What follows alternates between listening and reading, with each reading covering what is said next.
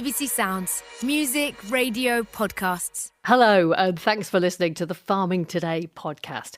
I'm Kaz Graham, and in this episode, farmers are getting record prices for beef and sheep. We ask why, and will we end up paying more in the shops?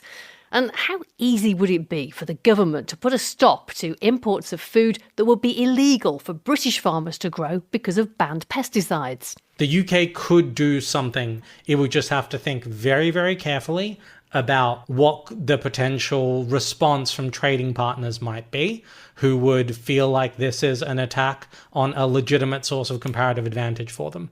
More on that a little later. First, though, diversification has long been a buzzword in farming. And in this Sunday's On Your Farm, Sarah Swadling meets a man who appears to be a master of the art. Oliver Sermon farms organic cattle near Upton-on-Severn in Worcestershire. But he also uses the farm to host music festivals and triathlons, for gravel extraction. And in the early 2000s, he and his family set up a ready meals business using their own beef, which has grown and grown. On day one, we started at 5 o'clock in the morning and it was blood, sweat and tears. We were peeling onions and preparing all the food, and we spent all day.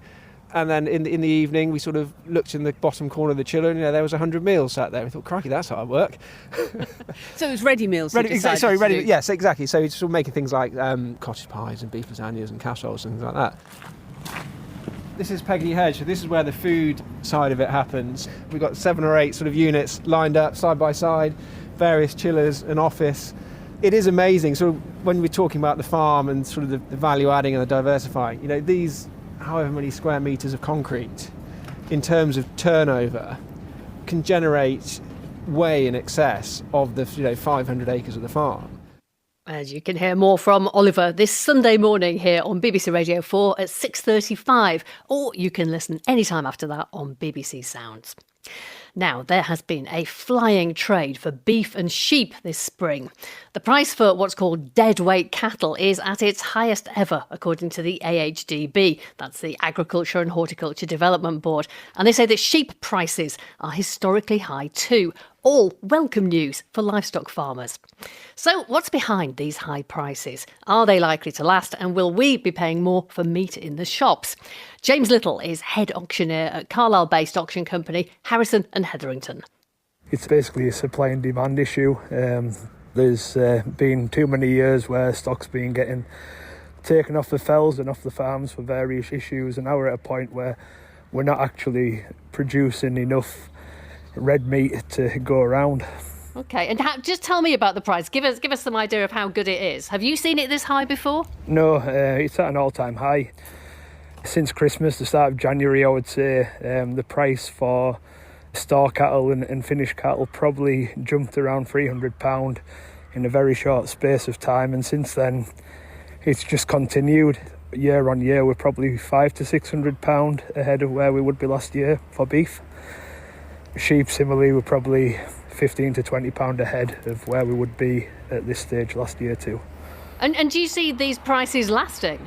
Yes, I think, unfortunately, in agriculture, I think we're always eternally pessimistic, and there always is a bit of worry that they're not sustainable. But I think we're just starting to move into a new era of pricing structure, and due to the demand and the lack of product, I think that it is sustainable, absolutely.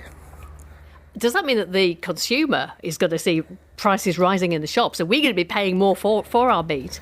If you look at big processors and supermarkets, they can kind of mask the price across different products and things. They can put other products up to alleviate that slightly. I would say local butchers' shops, they will start to struggle to pass on the level of price increase that we have seen, but inevitably I think it will happen. I would say that our produce has been undervalued for a number of years, and it's been a long time coming, this price increase.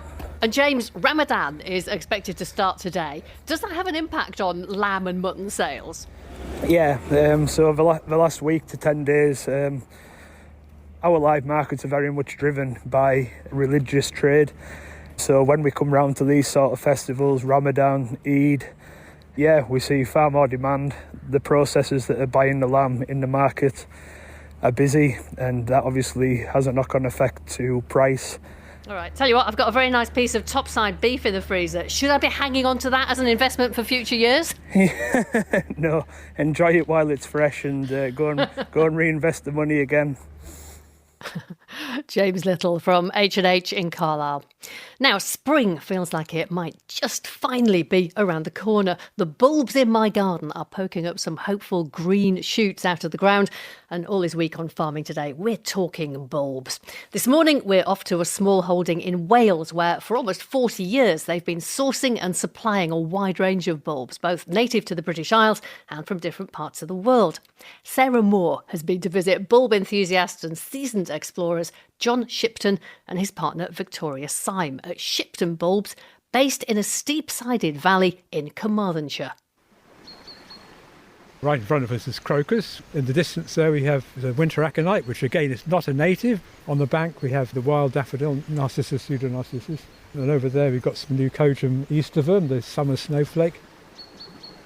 I went to the Himalayas in South America leading trekking tours in various parts of the world, and then I got into leading botanical tours, especially in China. And my partner Vicky was one of my clients. I was growing native species in Britain.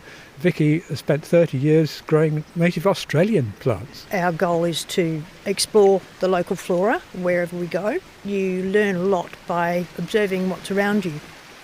I think we ought to establish what does native actually mean. Right. When I started getting interested in botany, this is back in the 80s, something like a snowdrop was considered to be native. But now the assessment is that this is completely wrong. There's no record of snowdrops before the 16th century in Britain. So they were introduced. And in a lot of areas in Britain, they were introduced much later. So, for example, in Scotland, snowdrops were introduced after the Crimean War when people came back and brought in Crimean Galanthus nivalis. And, of course, snowdrops naturalise wonderfully in Britain. So when people contact you looking for native species, what are the most popular ones that you sell? Bluebells, which is true. Britain is the nexus, is the centre of Hyacinthornis non-scripta.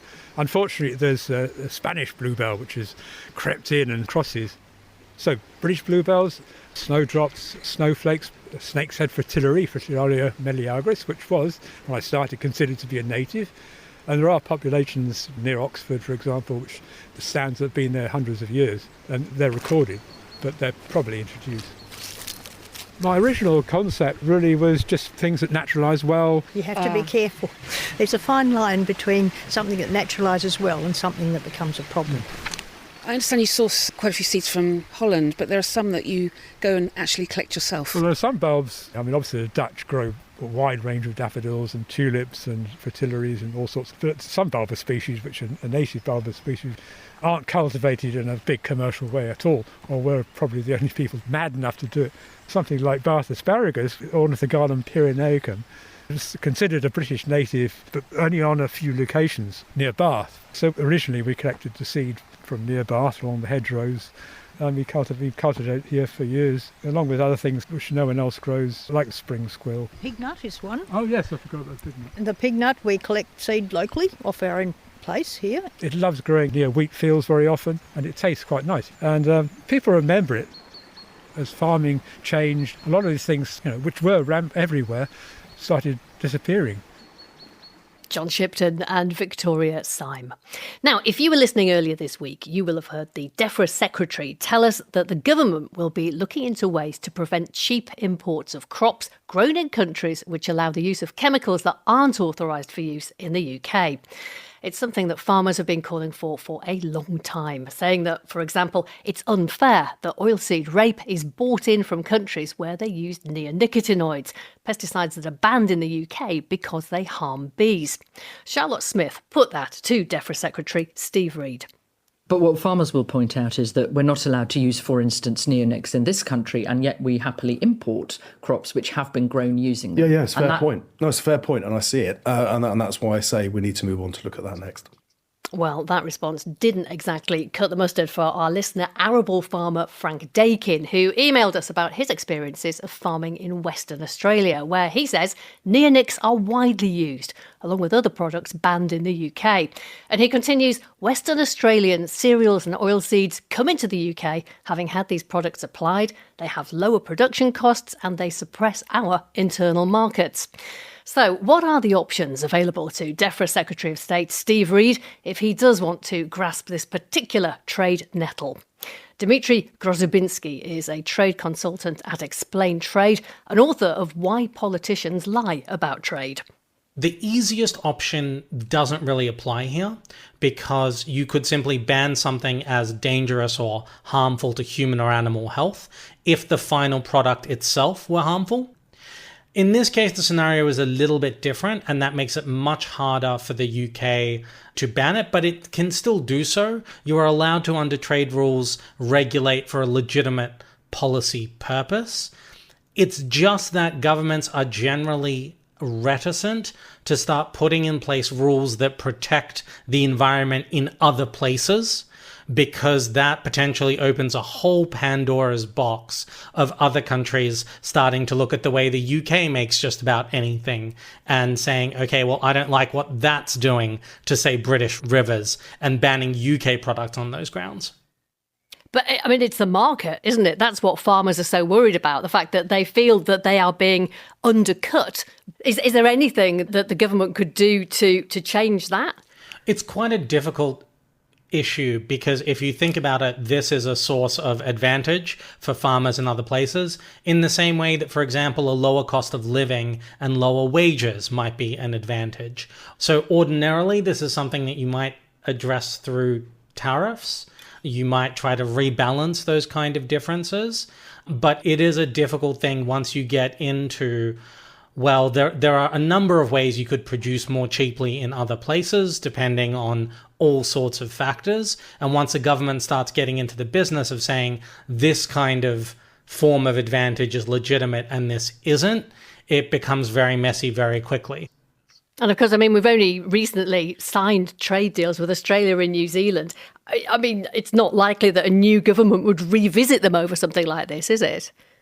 No, but with that said, those trade deals wouldn't necessarily preclude something like this. Generally speaking, when a free trade agreement talks about regulations of this sort, it talks about approaches to regulation. So it will say, for example, that if you want to ban something like this, you need to have a scientific basis for why you're doing it. You can't be arbitrary. You can't be doing it just to give British farmers an advantage. There would be nothing in any of the free trade agreements that the UK has signed that explicitly says you cannot ban this type of pesticide.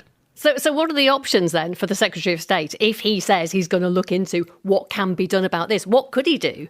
So probably the best example in the world of what he could reach for is something like the EU deforestation initiative, which basically says that if you want to send to the European Union furniture or other things made of wood, you have to demonstrate that they did not come from irresponsibly clear-cut forests. This is a direct example of the European Union saying it's not that this furniture is dangerous to EU consumers, it's that we care about the fate of the world's forests and we want to encourage responsible production. And so we are putting in place this measure.